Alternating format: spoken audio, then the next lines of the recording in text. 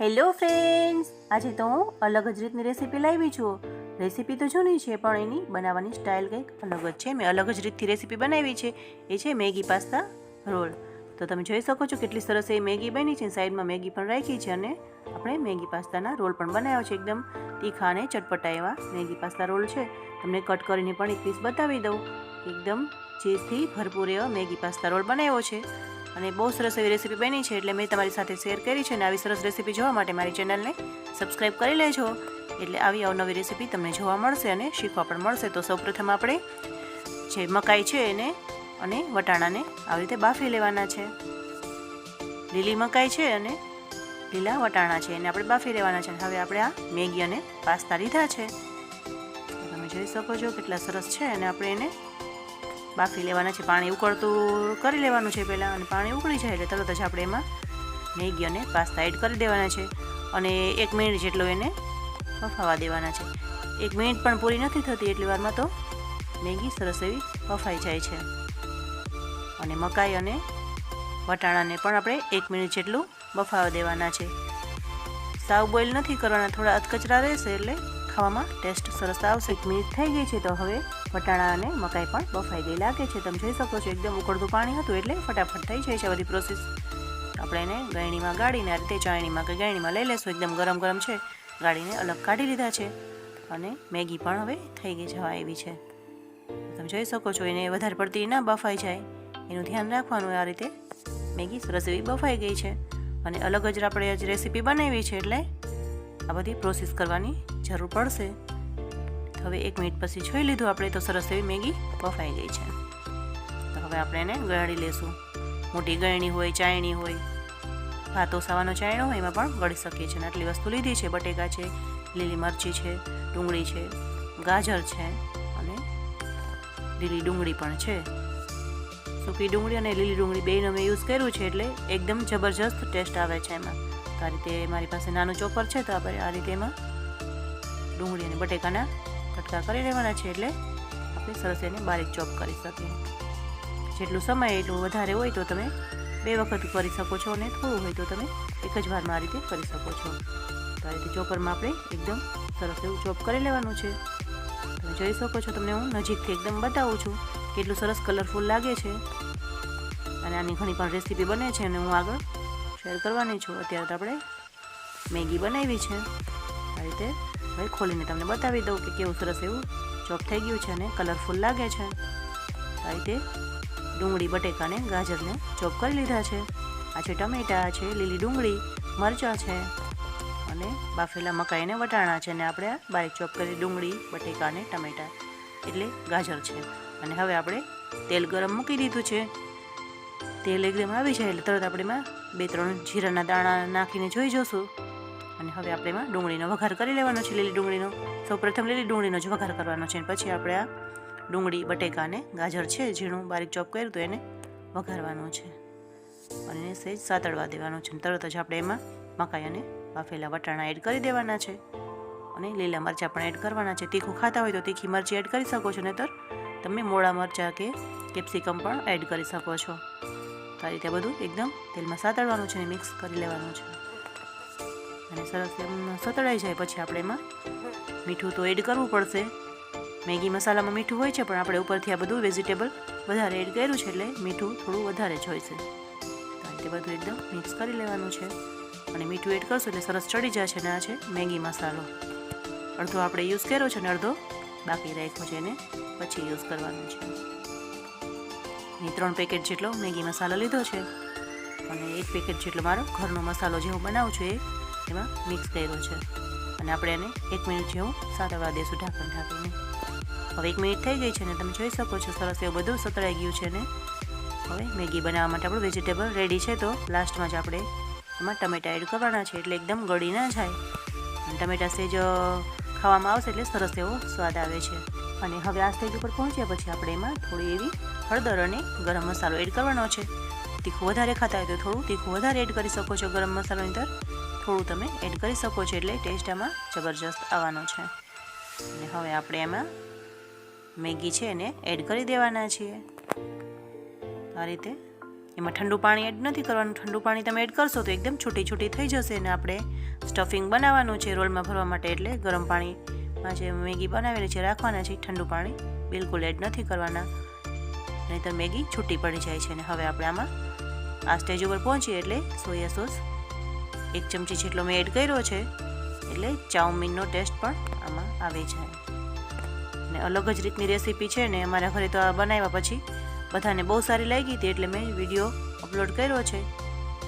અને તમને કેવી લાગી છે મને કમેન્ટ કરજો. અને સરસ એવી આપણી મેગી બનીને રેડી થઈ ગઈ છે, એકદમ ચાઉમીન ટાઈપ થઈ છે. અને એક રીતે તમે જુઓ તો મંચુરિયનનો ટેસ્ટ આવે છે. અને રોલ બનાવવા માટે કોઈ મેદાનો કે બીજો કોઈ લોટ આપણે યુઝ નથી કરવાના. નોર્મલ જે રોટલીનો લોટ હોય છે, ઘઉંનો લોટ, એ જ એડ કરવાના છે. તો આપણે રોટલી બનાવી લેવાની છે. સરસ એવી રોટલી બનાવી લઈશું. જેટલો આપણે રોલ કરવો એ પ્રમાણે રોટલી બનાવવાની છે. અને ઘઉંના લોટમાંથી બનાવ્યો છે એટલે એકદમ હેલ્ધી પણ છે.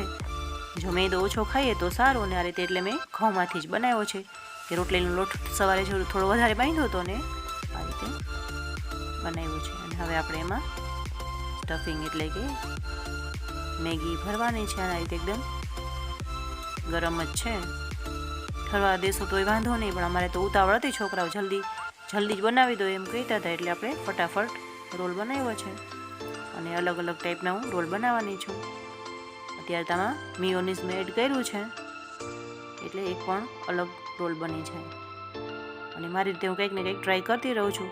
અને જ્યારે ખાઈએ છીએ ને રેસીપી સારી લાગે છે તો વિડીયોને એડિટ કરીને અપલોડ કરું છું. ને બને ત્યાં સુધી હજી કોઈ રેસીપી મારી ખરાબ નથી થઈ. લગભગ તો બધી રેસીપી મારી ફર્સ્ટ ટાઈમની જ એડ કરેલી છે, આમાં વિડીયો અપલોડ કરેલો છે. તો આ રીતે આપણે સરસ એવો રોલ વાળી લેવાનો છે. રોટલી થોડી વધારે પતલી હશે તો તૂટવાનો ચાન્સ વધારે રહેશે. તેલ આપણું ગરમ થઈ ગયું છે, તો થોડું ધ્યાન રાખીને આ રીતે રોલ વજનદાર હોય છે એટલે તેલ ના ઉડે એ રીતે આપણે રોલને તેલમાં એડ કરી દેવાનો છે. અને લો ટુ મીડિયમ ફ્લેમ રાખવાની છે, એટલે સરસ એવા આપણા રોલ ફ્રાય થઈ જાય. બહુ હાઈ હશે તો ઉપર રોલ બળી જશે, અંદર સરસ એવું નહીં ચડે. અને જો એકદમ લો હશે તો તેલ વધારે પી જાય છે, એટલે લો ટુ મીડિયમ આપણે ફ્લેમ રાખવાની છે. અને 1 મિનિટમાં તો આપણો રોલ બની તૈયાર થઈ જાય છે. તમે જોઈ શકો છો સરસ એવો રોલ બની ગયો છે. તો આપણે એને પ્લેટમાં કાઢી લઈશું. અને ચીપિયાની મદદથી જ લઈશું, ને છારાથી તો ફાવશે નહીં, એટલે ચીપીઓ હશે તો આપણે રોલ પકડવામાં ઇઝી રહેશે. બીજી રોટલી મેં વળી લીધી છે, અને આપણે એમાં ચીલી સોસ એડ કરવાનો છે. એકદમ સ્પાઇસી એવો રોલ બનાવવાનો છે, એટલે આપણે એક અલગ ફ્લેવરનો રોલ બની છે. તમે ઘણી ટાઈપના રોલ બનાવી શકો છો. અત્યારે તમે 2 થી 3 જાતના કે 3 થી 4 ટાઈપના રોલ બનાવ્યા છે. તો આ રીતે આ પણ એક અલગ ફ્લેવરનો રોલ છે. આ રીતે આપણે એમાં સરસ એવી મેગી પાસ્તાનું સ્ટફિંગ ભરી દેવાનું છે. અને એકદમ સ્પાઇસી એવું સ્ટફિંગ બન્યું છે આપણું. અને તમે એમને મેગી ખાઈ શકો છો. છોકરા અડધી મેગી તો એમને એમ ખાઈ ગયા હતા. અને આપણે આમાં ચીઝ એડ કરવાનું છે. મારી પાસે થોડું ચીઝ હતું એટલે મેં આમાં થોડું એડ કર્યું છે. બીજી વાર રોલ બનાવીશ ત્યારે કંઈક અલગ જ ટાઈપનો રોલ બનાવીશ, એમાં હું ચીઝથી ભરપૂર બનાવવાની છું. અત્યારે તો મારી પાસે થોડું ચીઝ હતું એટલે આ રીતનો આપણે રોલ તૈયાર કર્યો છે. અને હવે આપણે એમાં ફરતી કિનારીમાં પાણી લગાવી દઈશું ને એકદમ સરસ રોલ વાળી લેવાનો છે. પાણી નહીં લગાવ્યું હોય તો જે આપણી રોટલી છે કિનારાથી છૂટી પડી જાય છે, એટલે થોડું પાણી લગાવેલું હોય એટલે સરસ એવું ચીપકી જાય છે. તો આ રીતે આપણે સરસ એકદમ રોલ બનાવી લેવાનો છે. અને બહુ ફટાફટ થઈ જાય છે, બહુ વાર પણ નથી લાગતી અને જલ્દીથી બની જાય છે. અચાનક છોકરાઓ એમ કે કંઈક નવું ખાવાનું મન થયું છે કે ભૂખ લાગી છે, તો તમે ફટાફટ 5 થી 7 મિનિટમાં આવા રોલ બનાવી શકો છો. અને બહુ વાર લાગતી નથી. જો બધી તૈયારી થોડી હશે તો ફટાફટ બની જાય છે. તો આ રીતે આપણે બીજો પણ રોલ બનાવી લીધો છે. એને પણ એ જ પ્રોસેસથી ફ્રાય કરી લેવાનો છે. અને 1 મિનિટની અંદર તો આપણો રોલ બની જાય છે. અને ત્રીજો પણ મેં રોલ બનાવી લીધો છે. અને આ વખતે હું 3 રોલ એકસાથે તળવાની છું. અને રોટલી વણવાની તમારી સ્પીડ છે જ તે. આ તો વિડીયો શૂટ કરી છે એટલે ટ્રાયપોડ હલી જાય છે, એટલે થોડી ધીમે રોટલી વણાય છે. બાકી એમને જો શૂટિંગ ના કરતી હોય તો રોટલી હું ફટાફટ વણી શકું છું. 3 થી 4 લોઢી મૂકી હોય તો હું એકલી જ કાફી થઈ જાઉં છું. રોટલી વણવામાં એટલી સ્પીડ છે. અને ક્યારેક તમને લાઈવ પણ હું બતાવીશ કે હું કેટલી સ્પીડથી રોટલી વણી શકું છું. તો ત્યારે આપણે બીજા 3 રોલ બનાવી લીધા છે અને આપણે એક સાથે જ એને ફ્રાય કરવાના છે. એવા 3 રોલ થઈ ગયા છે અને એક જ સાથે એને ફ્રાય કરવાના છે. આ રીતે વાસણ જો થોડું પોળું હશે તો તમે વધારે ક્વોન્ટિટીમાં રોલ બનાવી શકો છો અને કડાઈમાં કે એ રીતે કરશો તો એમાં ઊંડું તળિયું હોય છે એટલે એને એકાદો રોલ તમે તળી શકશો. અને આ રીતે નોનસ્ટિક તો પોળું જ હોય છે તો આ રીતે નોનસ્ટિક તમે રાખશો તો 2 થી 3 કે 4 રોલ પણ તમે તળી શકશો. તો આ રીતે આપણા બધા રોલ તળાઈ ગયા છે. તમે જોઈ શકો છો એકદમ સરસ એવા ફ્રાય થઈ ગયા છે અને ચીપિયાથી આપણે એને અલટ પલટ કરી લેવાના છે અને જરા પણ વાર નથી લાગતી ને ફટાફટ થઈ જાય છે અને બનતા રોલ પૂરા પણ થઈ જાય છે.